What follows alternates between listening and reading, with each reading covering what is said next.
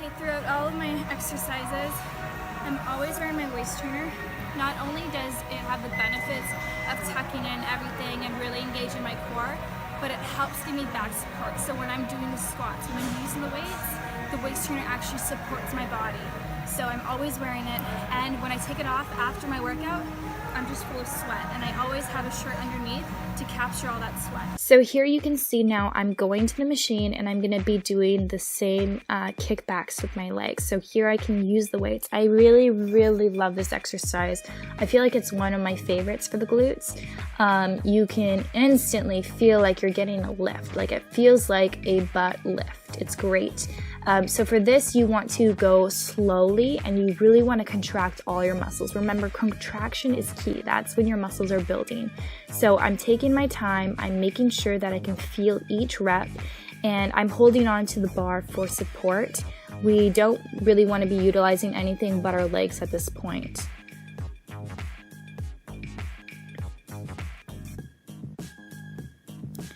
And then you can just flip this around and do these type of, I don't know what these are called actually.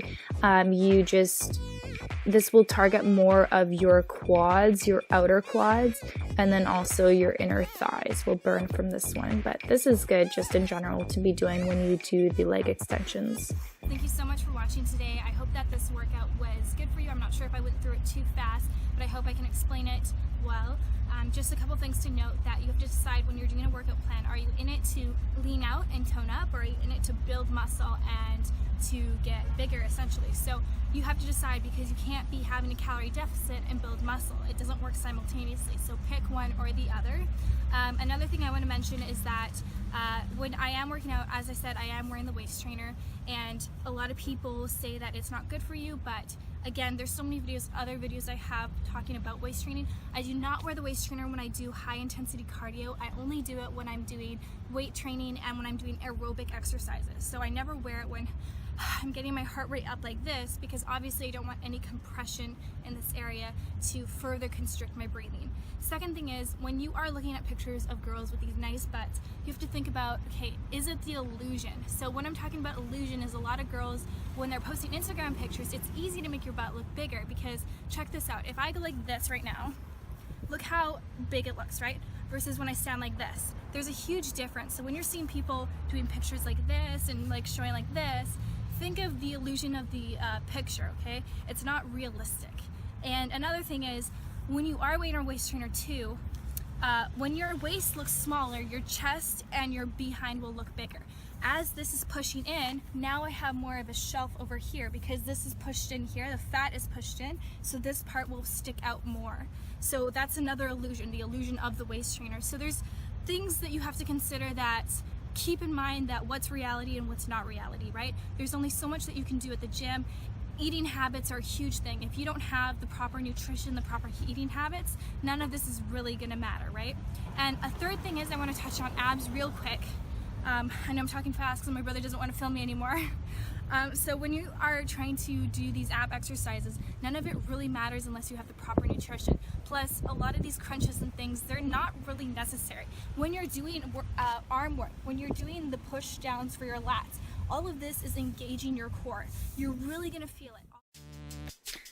Okay, so here we're going to start with the leg press. Just know that with leg press, it's really important that you aren't overextending your legs, so you don't want to put your legs completely straight. When you straighten your legs all the way, you're going to lock your knees, and that can be dangerous if you're lifting really high weights. It's just not the safest thing to do. So just notice how I go as low as I can with the weights that I'm using, and then I don't completely flatten my leg. I don't straighten it all the way. I go just slightly to the point where it's almost straight. So this is the standard foot placement, is shoulder width apart, knees, legs, and feet are all equal distance apart throughout the entire movement. It targets the hamstrings, the quads, and the glutes. The narrow stance is when you move your feet high up, it will emphasize more your glutes. Narrow stance will work on the quads. The Sumo Stance is one of my favorites. I didn't demonstrate it here, but it's essentially where you put your feet as far apart as possible on the leg press machine, and you put your toes pointed 45-degree angle, and that put those as high as possible. And the wider the stance, the more targeted it is to the inner thigh and quad muscles. The more the toes are turned out, the more you will trigger your glutes. So for squats here, you want to know that it's important to remember this isn't a who can lift the heaviest show. Proper form is far more important than weight. Only lift what you can while keeping proper form. Now, having said that, the heavier you lift, the better you will train those glutes. So don't just go with, 5-pound weights. Go up a notch, try adding weights with each workout, because you would really be surprised of what you're capable of. Just be careful and be safe. The wider the squats, the more you will target your glutes. Sumo squats are the best for this. You can go, just try and go as low and as deep as you can without falling over. Of course, make sure you have proper form. Narrow squats will target other muscles. It's thought to be more of a squat that mimics, the real applications in life. But I feel like you get a better burn from the sumo squat, and I feel like it targets your glutes more. Always remember to keep your knees in line with your feet. Never overextend your knees to move in front of your feet. This can cause injury. It's good to look at yourself in a mirror. This way you can watch your form and leg positioning. Next here I have the Bulgarian split squats, which are one of my favorite squats. You'll really feel the burn. Stand in a lunge position, then shift the feet slightly, almost as though overextending the lunge. Dip to the ground to the point that your knee nearly touches the floor. So you can see my position here. With every one of these exercises, you want to take your time. Go slowly and really feel the muscles contracting. That contraction is the love. That's what you want to feel. It's the love potion. Hold at certain points in the set to really challenge your muscles. Here I'm doing the wide stance deadlifts. I love deadlifts because I can feel them right away. The wide stance is made to target the back but also the glutes. In comparison to the normal stance, deadlifts, the wider the stance, the more effort on your glutes and less on your back. It's also better for people with back troubles, better than the conventional method. This exercise can place also a great strain on your hips and knees, so just be a little bit careful. Now I'm doing the barbell hip thrust. This exercise will help make your glutes, quads, and even hamstrings burn. It really will make you burn. You can use a padded cushion or towel in between the bar and your hips because it can really hurt, especially with heavier weights. So also be careful with that. Notice how my toes are pointed outward. This is good because you're putting all of your weight on your heels, and when you do that, you're really going to feel the bottom of your butt burn. The part where you want it to be nice and round. Now I'm doing the hip abductors. So this is the hip abduction machine.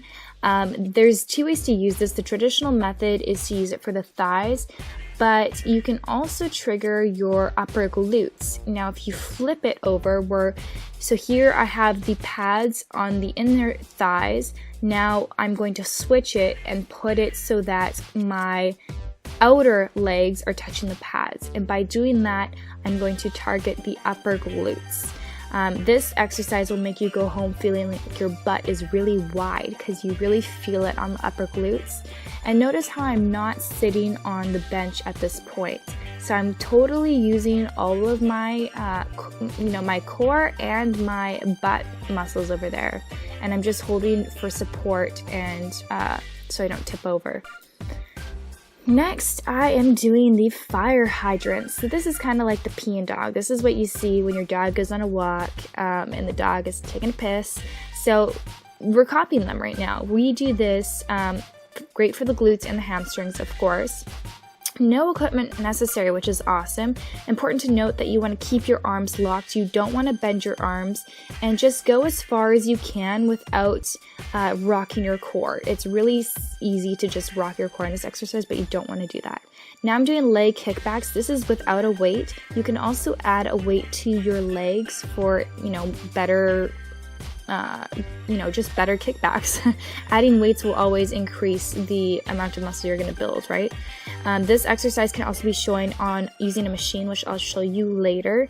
Keep your core tight and concentrate on squeezing the glutes. Now I'm doing the walking squats. This will target inner thighs, hamstrings, and glutes. I do this with a weight. I find it to be better, and I try to utilize as much space as possible given I don't have that much space in the gym anyways.